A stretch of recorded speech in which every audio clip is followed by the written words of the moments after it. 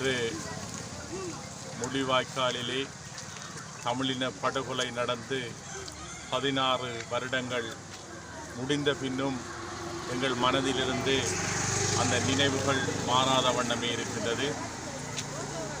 அதன் அடிப்படையிலே மே 18ஆம் தேதி 2009ஆம் ஆண்டு தமிழினம் முள்ளிவாய்க்காலிலே லட்சக்கணக்கான மக்கள் சிங்கள பேரினவாத அரசினாலே திட்டமிடப்பட்ட முறையிலே தமிழினம் கொத்து கொத்தாக அழிக்கப்பட்டது. அந்த நினைவு நாளை ஒட்டியதாக இன்று இந்த இடத்திலே அதனை நாங்கள் அனுஷ்டித்து கொண்டிருக்கின்றோம். அதன் அடிப்படையிலே இன்றும் கூட அந்த மனித படுகொலை நடந்ததற்கான தமிழின படுகொலை நடந்ததற்கான நியாயம் இன்னும் கிடைக்கப்பெறாத வண்ணமே இருந்து கொண்டு வந்திருக்கின்றது. அது மட்டுமல்ல, இங்கே இருக்கின்ற தற்பொழுது இருக்கின்ற அரசு கூட NPP அரசு அனுரகுமார திசாநாயக்க தலைமையிலான அரசு கூட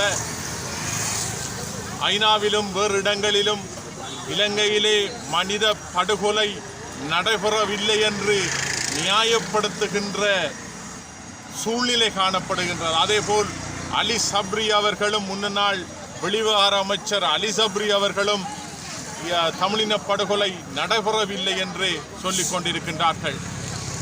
தமிழ் இனத்துக்கு நடந்த இந்த அநீதிக்கு எதிராக உலக நாடுகள் சர்வதேசம் குரல் கொடுக்க வேண்டும்.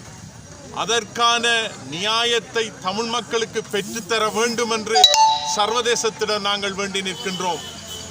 உள்நாட்டு பொறிமுறையின் மூலமோ அல்லது உள்நாட்டு விசாரணையின் மூலமோ தமிழ் மக்களுக்கான நடந்த இனப்படுகொலைக்கான நீதி என்பது நிச்சயமாக கிடைக்கப்பெற போவதில்லை. கடந்த கால அரசாங்கம் எப்படி அந்த நீதியை மறுத்ததோ அதேபோல் இந்த புதிய அரசாங்கமும் எங்களுக்கான அந்த இனப்படுகொலைக்கான நீதியை மறுக்கின்றதொன்றாக காணப்படுகின்றது. அதன் அடிப்படையிலே சர்வதேசத்திலே இருக்கின்ற நாடுகள், சர்வதேசத்திலே இருக்கின்ற அமைப்புகள், ஐநா மன்றம் போன்றன ஒன்றாக சேர்ந்து தமிழர்களுக்கான அந்த நியாயமான அவர்களின் வேண்டுகோளை ஏற்று அவர்களுக்கான அந்த நீதியை நாங்கள் வேண்டி நிற்கின்றோம். நாங்கள் ஒருவர் இருந்தாலும், தமிழினத்திலே ஒருவர் இருந்தாலும் தமிழ் தேசியத்தை நிலைநாட்டுவதற்காக நிச்சயமாக பாடுபட்டு கொண்டேதான் இருப்போம்.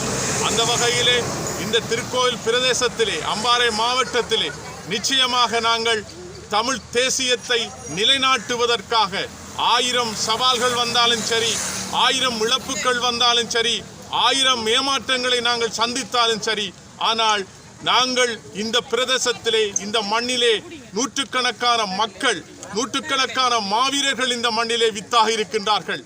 அவர்களது எண்ணத்தையும் சிந்தனையும் சுமந்து நாங்கள் தமிழ் தேசியத்தை இந்த மண்ணிலே நிலைநாட்டுவோம் என்ற செய்தியையும் கூறிக்கொள்ள விரும்புகின்றேன்.